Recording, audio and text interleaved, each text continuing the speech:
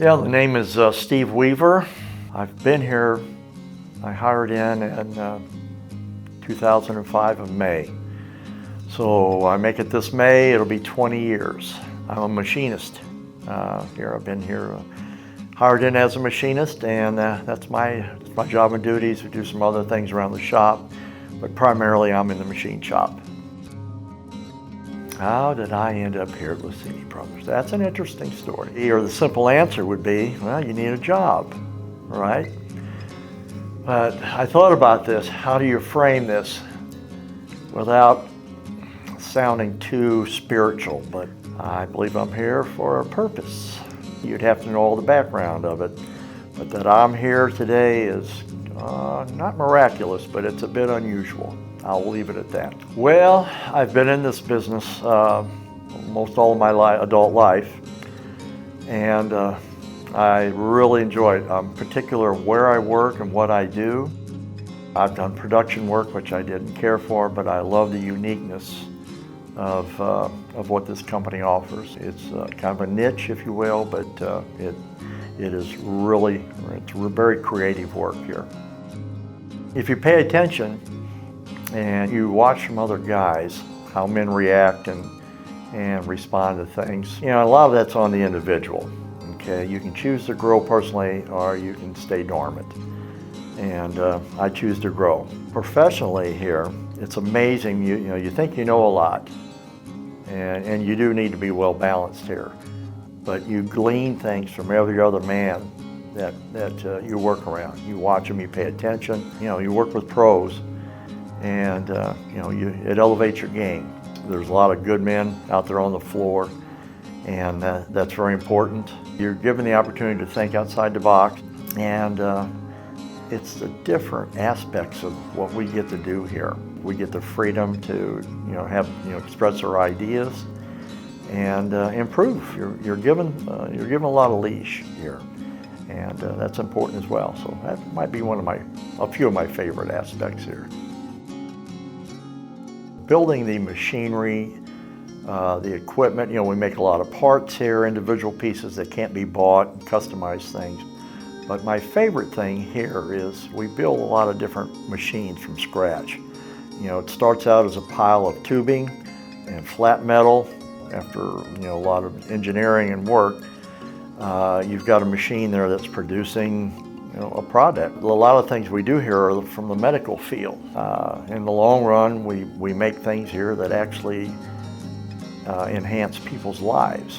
And some of it's actually life and death stuff, the medical and the pharmaceutical industry. It's very rewarding at the end of the day. Well, I've been fortunate enough to work around enough men that are pretty good at this. And you do learn to kind of be tough, if you will, not to give up. I learned that years ago from older men.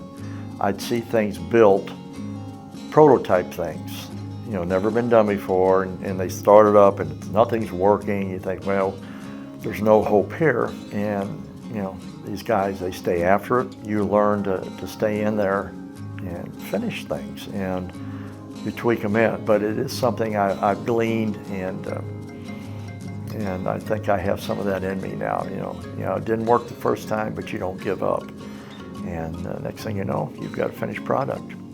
If I didn't enjoy what I did here, I wouldn't be here for 20 years. So yeah, sure, we're all here for a paycheck. All right, let's be clear about that. But that's the obvious answer. You have the freedom to think here. You have the opportunity, and it's the variety of work here. And I enjoy a challenge. And you'll get them here, no doubt about it. Easy jobs generally aren't that fruitful. If something's easy, it's boring, and days are long. I've enjoyed the ownership and the management, if you will. They've overlooked a few of my mistakes, and they said, don't let that bother you, just keep moving on. As long as they know you're trying. And so, I have no desire to leave. That's it. There's a high demand for excellence here because of the nature of the work here. It has to be first class. When you're talking medical, food grade, and pharmaceutical, there's little room for error. And so, we've been doing repeat work for these major companies for years and years, that speaks for itself. You know, if they weren't getting what they wanted, you know, they'll go somewhere else. So the fact that so many of the customers of Lucini Brothers are repeat customers, they rely upon us because, again, the standards are high. You know, it's that simple. It's not a deep secret. If you do good work, you know, and obviously at a fair price and all that stuff plays into it, but they'll come back. I mean, there's customers here that I'm still dealing with 20 years later. That speaks for itself, I think. That's a good one. That's a great one. I was fortunate enough to get into this trade, you know, years ago. And my desire would be to encourage particularly young men, young guys, not sure what they want to do with their life. And, you know, machining, any trade's not just for everybody. Then you find your niche. But the thing about the machining trade that most people don't understand or realize, it's critical to life. And you think, well, what do you mean by that? Anything you can pick, touch, or see has probably had machining to do with it. Okay, so you learn the fundamentals early on, and then you continue to learn. I'm learning 50 years. I still learn things from other guys, but to the younger, you know, generation, so to speak, this is a profession that is not going anywhere. You know, it's changing and it improves with technology, but fundamentally, the car you're driving around in was all made by machinists at some point. The steering wheel you grabbed, the seat you're sitting in, the windshield, everything has machining behind it and design. And so it's challenging. You get to think, you get to create, and you know, there isn't much not to like about it. It's rewarding. It pays well these days. I mean, gosh, it's in high demand. I'd encourage a young man to look into it. And there's other branches you can get into it.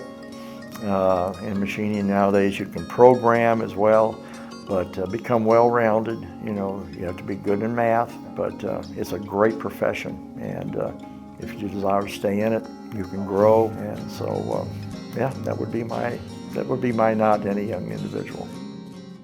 It was here before I was. That was 20 years ago. So I'm not certain about this, but I'm going to guess 1918. I'm going to take a stab at it. I know I should know, but I'm sorry. That's as good as I can get. Give or take. It's kind of like machining. We have a tolerance. Yeah. In other words, when we get a blueprint, we have an exact number, but they allow us so much either way. So I'm going to take that approach to this guess. I'm going to take 1917, give or take 5 years either way. Okay, and I'll go with that. How's Very that? nice. Okay. 1916 was the It was 16.